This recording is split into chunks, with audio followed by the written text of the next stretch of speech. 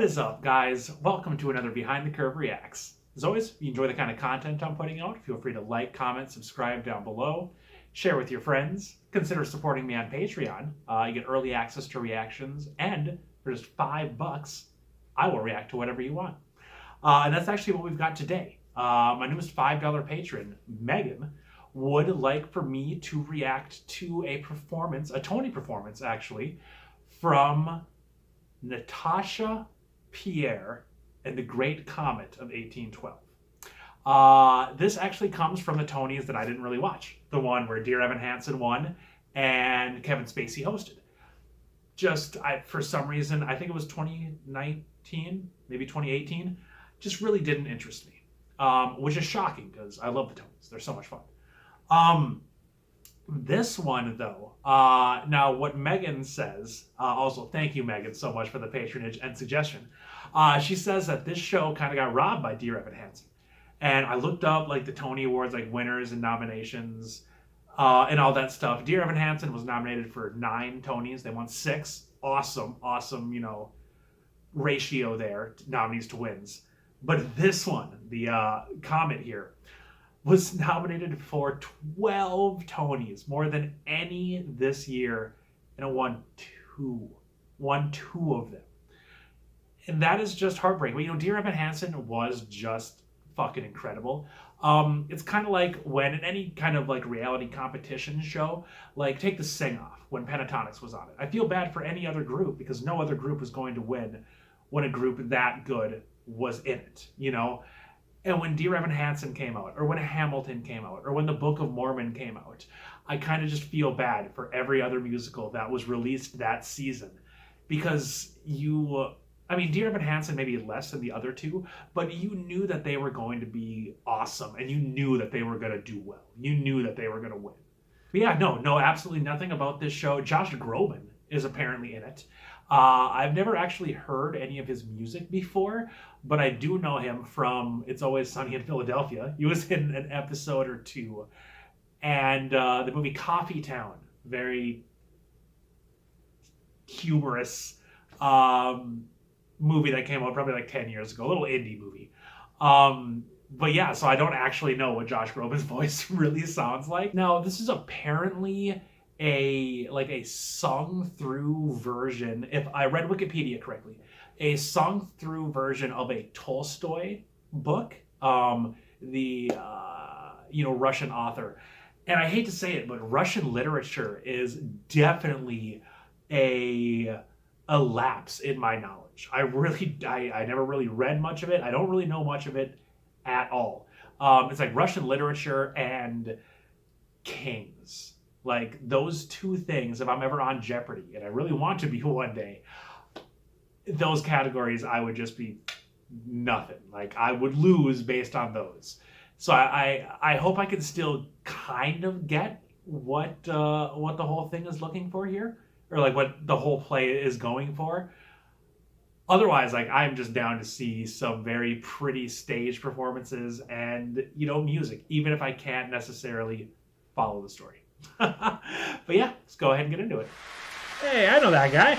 The final nominee for Best Musical features a thrilling mix of rock, pop, soul, folk, electronic dance music, and classic Broadway.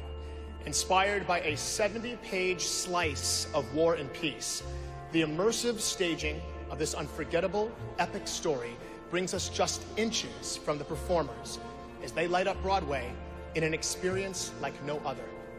Nominated tonight for 12 Tony Awards, please welcome nominees Josh Groban, Danae Benton, Lucas Steele, and the company of Natasha, Pierre, and the Great Comet of 1812.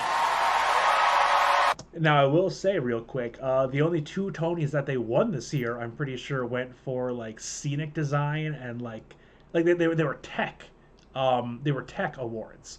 So I am expecting a very, very, very well done stage show here.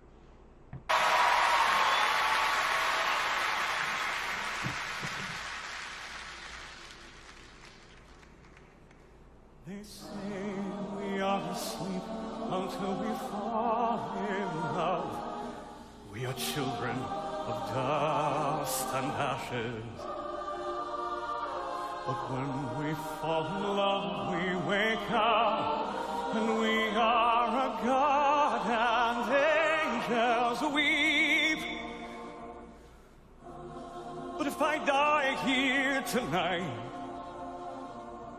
I die in my sleep. They say we are asleep until we fall in love.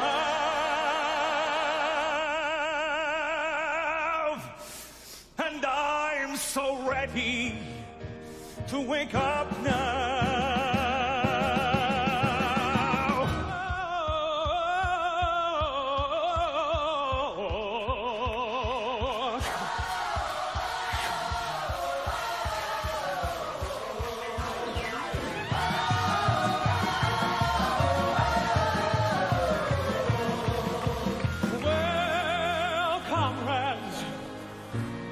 We've had our fun, lived, laughed, and loved.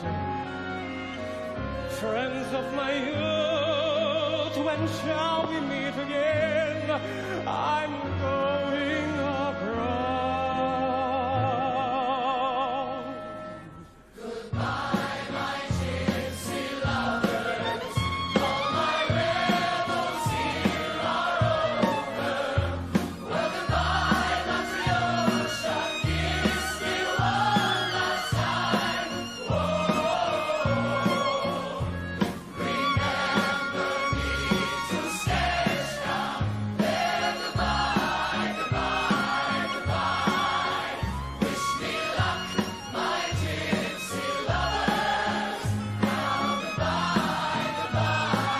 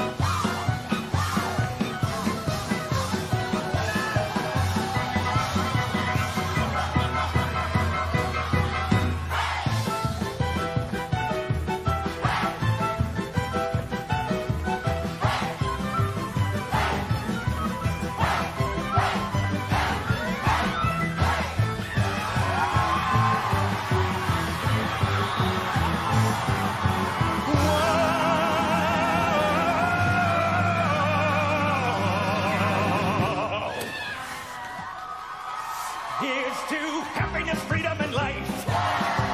May your travels be swift as a sight come through the grass.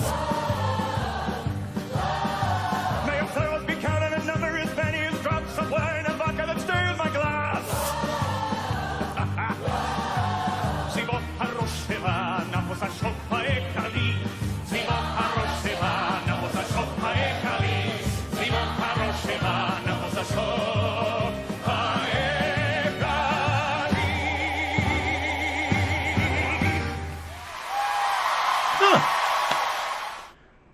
That was really fun. Like that was so much fun. There was so much going on.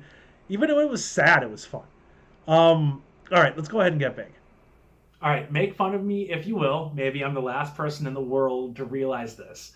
But Josh Groban has got a pretty decent voice. Like he's got a very good voice.